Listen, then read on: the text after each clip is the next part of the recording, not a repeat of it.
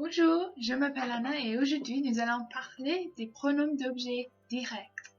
Pour moi, c'est un point de grammaire assez compliqué, mais il faut le comprendre si on veut parler sans répétition et dans une manière plus sophistiquée.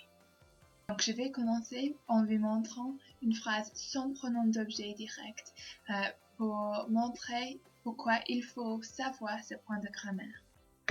Ok, donc la phrase. J'ai vu mon collègue et c'était une surprise parce que je n'ai pas vu mon collègue pendant longtemps. En anglais, cette phrase c'est I saw my colleague and it was a surprise because I haven't seen my colleague for a long time. En anglais encore, il serait beaucoup plus facile à dire I saw my colleague and it was a surprise because I hadn't seen him for a long time. Donc, les pronoms d'objet en français, par exemple him en anglais, c'est me, qui est me, te, you, le, him, la, her, le, it, les, them, nous, us, vous, you, et ce, encore, themselves. Je vais vous montrer un tableau pour exprimer ce point.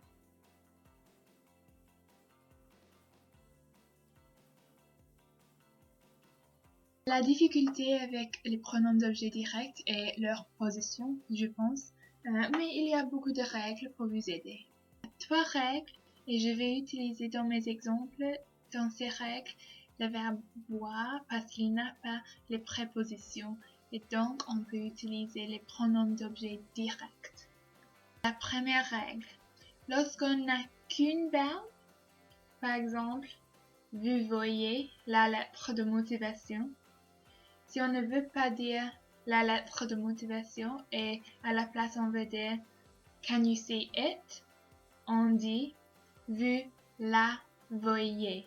C'est féminin donc c'est la et c'est vous la voyez. La avant le verbe voyez. La deuxième règle est si on utilise le passé composé. Et dans ce cas, le pronom d'objet direct va avant l'auxiliaire. Par exemple, si on veut dire vous avez vu la lettre de motivation avec un pronom d'objet direct, on dit vous l'avez vu. Question. Donc c'est avant l'auxiliaire avait, une partie d'avoir, c'est vous l'avez vu. Vous l'avez vu? Troisième règle, c'est si on utilise un infinitif et si le pronom d'objet direct est concerné par l'infinitif et pas le verbe principal. Par exemple, j'explique. Vous pouvez voir la lettre de motivation, ça devient vous pouvez la voir. Il va entre pouvez et voir, entre le verbe principal et l'infinitif, toujours avant l'infinitif. Donc, ils sont les règles principales, mais comme toujours, il y a des autres règles, par exemple au sujet de négation. Il faut penser à un sandwich lorsqu'on pense de la négation, et comme normal, c'est ne et pas, par exemple ne, que, avec le verbe, entre les ne et le que.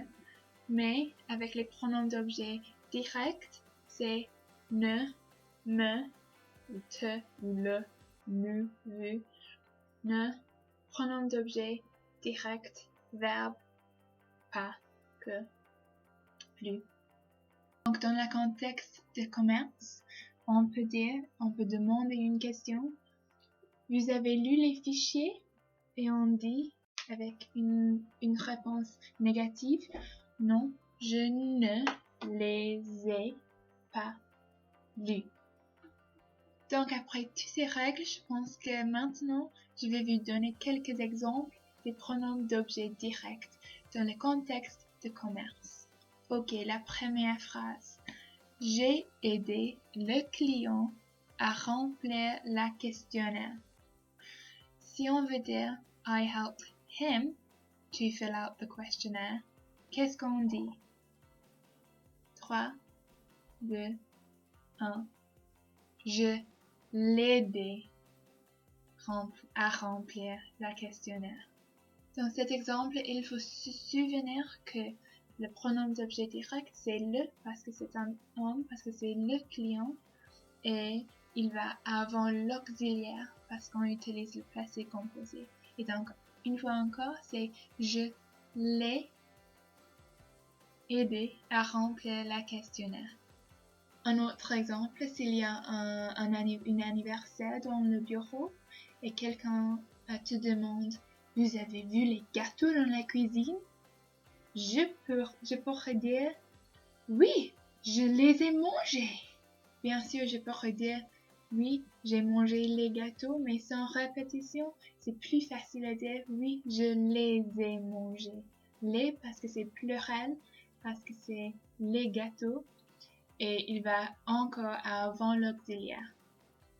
Il y a une autre règle un peu difficile à se souvenir, c'est lorsqu'on a un pronom d'objet direct avant une phrase avec passé composé, il faut agréer le participe passé.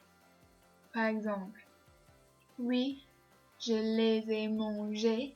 Manger a un E, accent aigu, S, parce que c'est les gâteaux. Le manger doit agréer avec les. Donc, ça c'est tout pour aujourd'hui sur les pronoms d'objet direct. Mais il faut mentionner qu'il faut faire attention des pronoms d'objet indirects. Si on utilise les verbes avec les prépositions de à et de, par exemple demander à, c'est nécessaire d'utiliser les autres pronoms d'objet. Par exemple, demander à, c'est j'ai demandé à mon chef, ça devient je lui ai demandé. C'est lui qui est le pronom d'objet indirect. Donc c'est très différent, mais c'est un sujet pour un autre jour. Et donc, au revoir!